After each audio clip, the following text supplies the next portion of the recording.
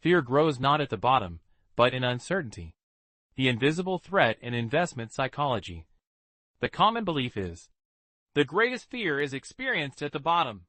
However, behavioral finance and psychology research shows that fear often grows not where the price is lowest, but where the future is most uncertain, because the human mind is more disturbed by the unknown than by loss. 1. Uncertainty and the human brain. Uncertainty triggers the brain's perception of threat. Even a clear loss is sometimes less stressful than uncertainty. The Ellsberg paradox, put forward by psychologist Daniel Ellsberg, shows that people avoid uncertainty more than risk. Risk, a loss with a known probability.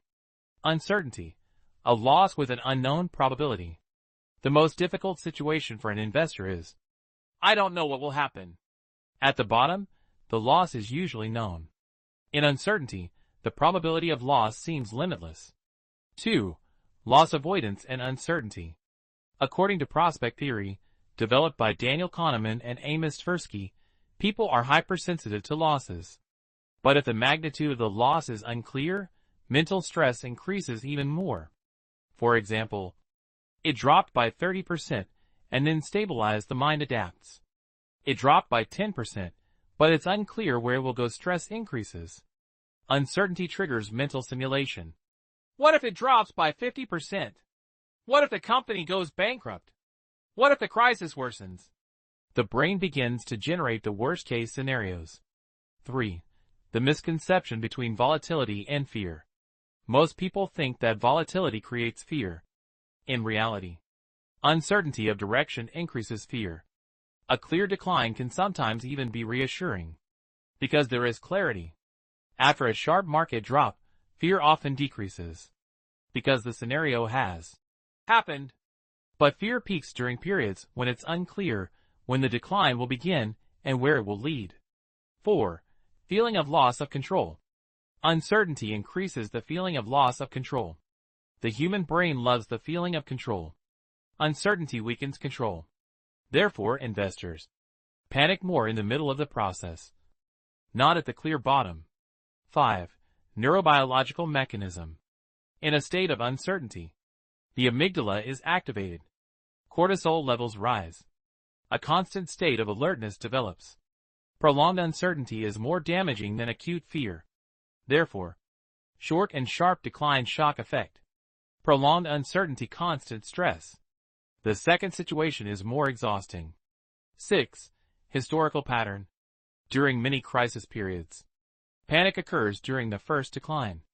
The main wave of selling comes during the subsequent period of uncertainty, because the investor thinks, I don't know how long it will last. When the bottom is reached, the general feeling is, it's hard to imagine what could get any worse. Fear decreases as uncertainty decreases. 7. Why is courage seen at the bottom? Because at the bottom, the news is maximally negative. The scenario is the worst. Prices have already collapsed. Uncertainty decreases, clarity increases. When uncertainty decreases, risk perception also stabilizes. 8. The cost of this psychology. Fear growing in uncertainty leads to premature selling, disrupts long-term planning, increases panic decisions, leads to missing out on a recovery from the bottom. The investor often exits not at the beginning of the decline, but in the middle of the uncertainty. 9. A strong outcome.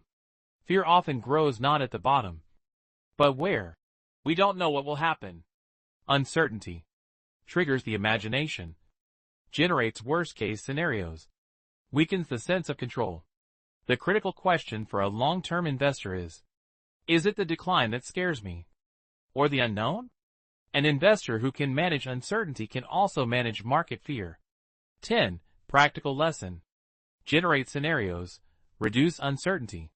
Calculate the worst-case scenario. Clarify the time horizon. Plan your decisions during calm periods, not during emotional moments, because the market can always be volatile, but your reaction to uncertainty determines your wealth.